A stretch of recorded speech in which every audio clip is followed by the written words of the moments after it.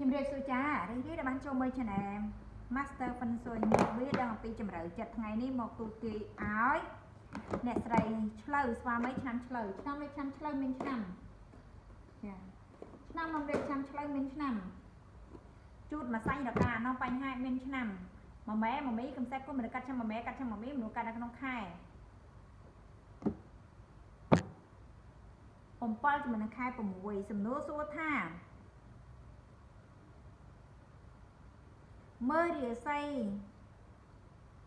នេះមើលពីខ្លួនយើងឥឡូវ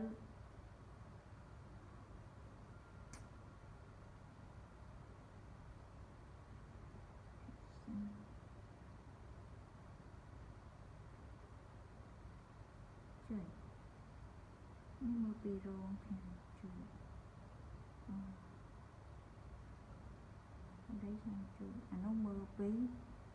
ប្អូនថ្លៃតាប្តីជូតមិនក៏ត្រូវជាប្តីជូតហើយមិញមើលនៅក្នុងនេះឃើញប្តីឆ្លើយតា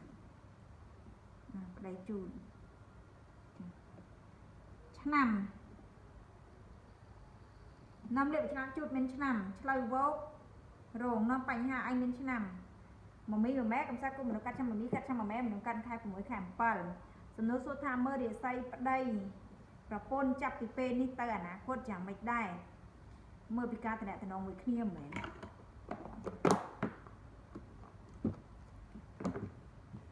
ញ៉ាំទេផ្ដាបងតាមផ្លែសាបើផ្លឹងម៉ែគ្រូផង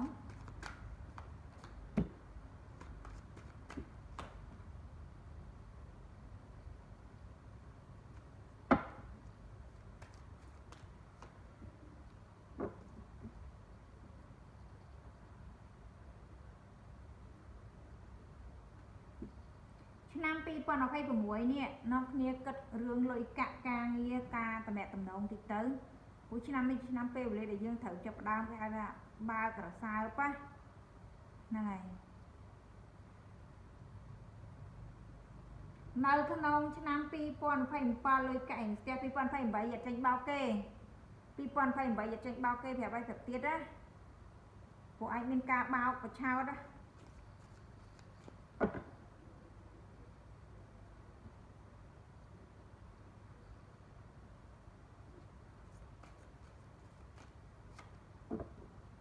2028យកចេញបោកគេ2029ណៃទិញទ្រព្យចូលមកបាន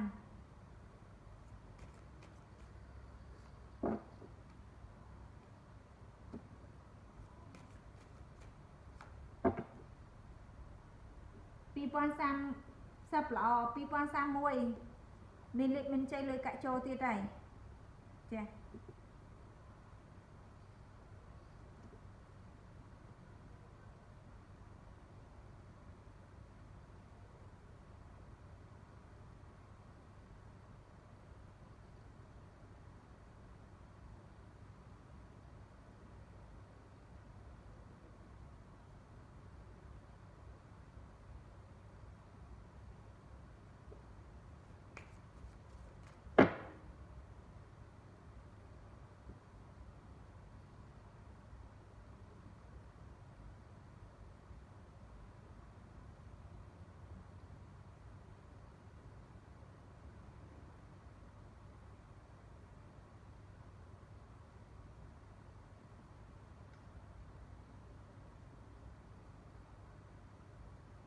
នៅក្នុង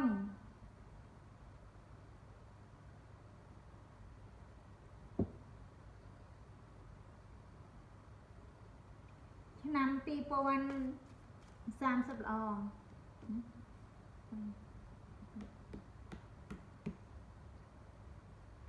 31ទីរបស់ត្រូវចូលបាន2032លើកាក់ឯងស្ទះ2033តំណតំណងខ្សោយ2034រិស័យឡើងអញ្ចឹងមានន័យថាប្តីប្រពន្ធយើងមើលក្នុងឆ្នាំ2028នេះឱកាសនៃមโนចេតនាមានអ្នកទី3ចូលចិត្តជ្រែកចាប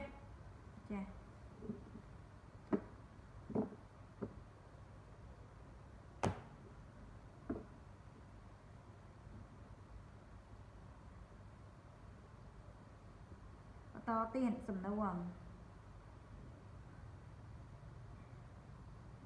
ប្អូនរកស៊ីមិនឡើងសោះ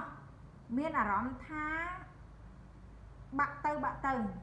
មានន័យថាគាត់រកសៀតឡើងតែមូលហេតុអីបានគាត់រកសៀតឡើង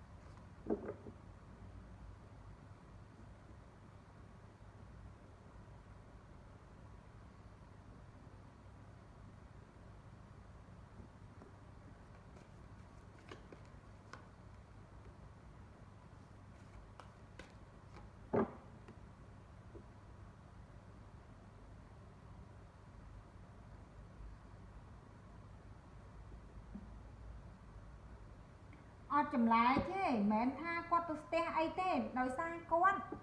រៀបអាការងាររបស់គាត់អត់ត្រូវណាគាត់រៀបអត់ត្រូវពិតទៅបើគាត់មានទៅពាក់ព័ន្ធអីផង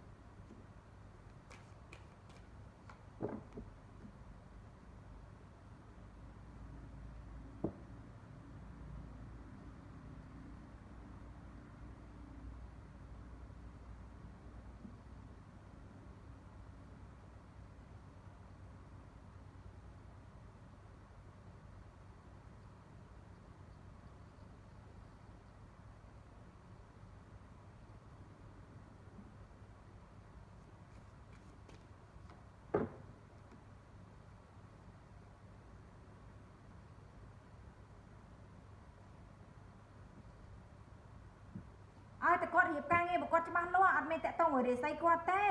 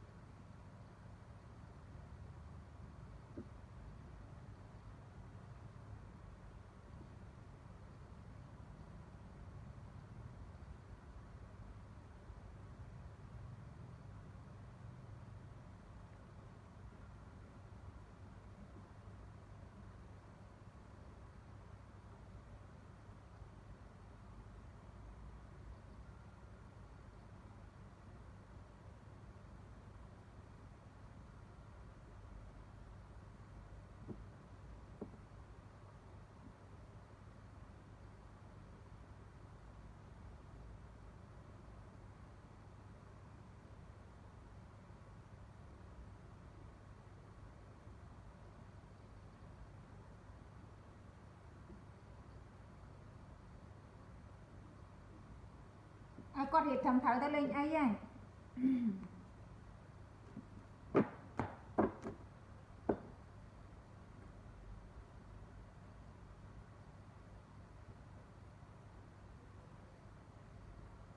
ជោគវាសនាកូនស្រីទៅអនាគតឆ្នាំ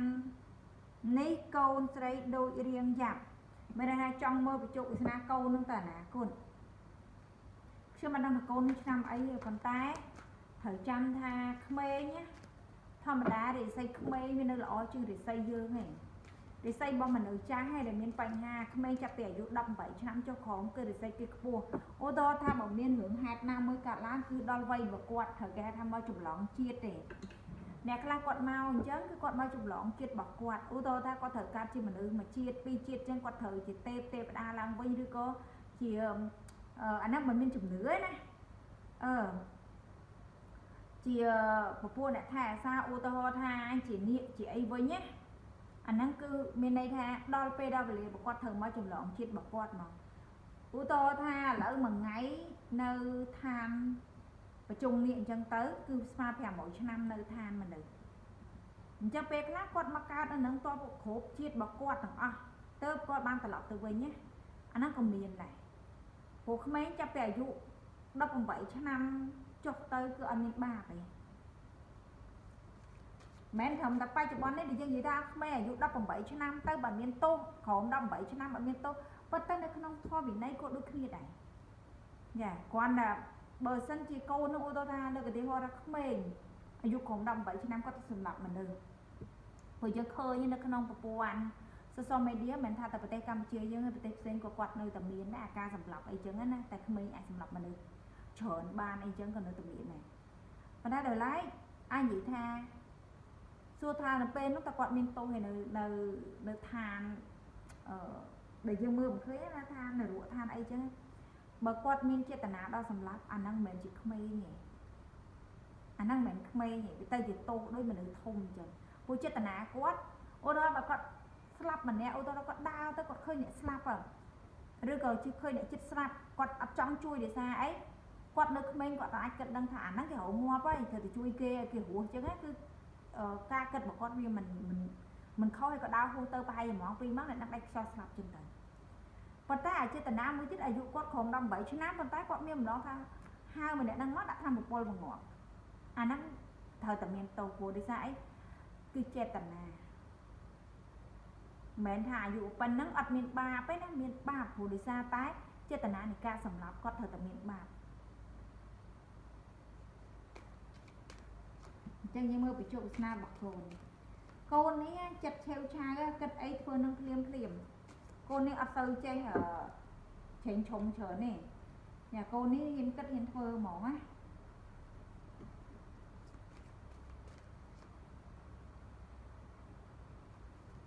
ជោគវាសនាគាត់អត់បញ្ហាព្រោះមនុស្សនេះគាត់ឆ្លាតគាត់បកាយចាយលុយហើយគាត់ក៏បកាយចេះរកលុយដែរមិនមែនមនុស្សចេះតែចាយលុយអត់ចេះរកទេតែមនុស្សគួរក្បាលឆ្លាតណារបៀបអញ្ចឹងណា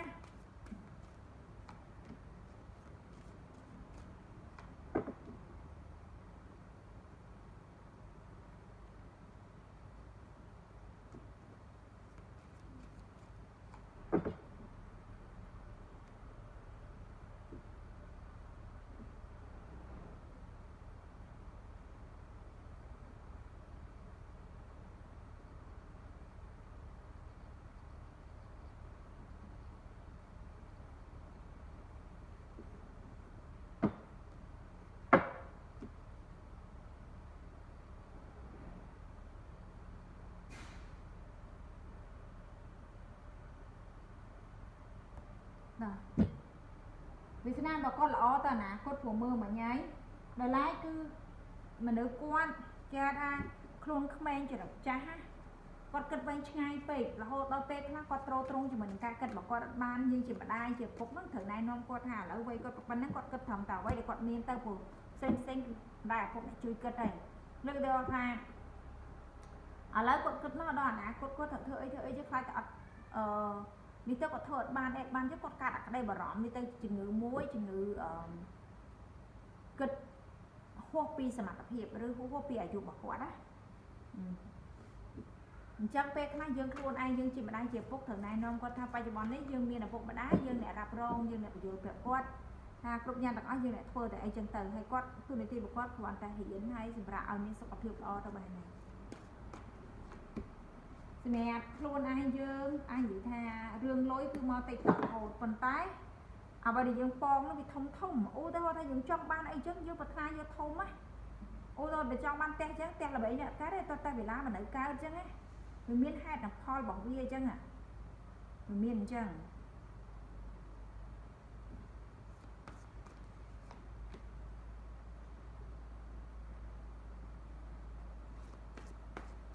ហើយយើងជាមនុស្សប្រកែបាក់ទឹកចិត្តស្រាប់ដែរមនុស្សយើង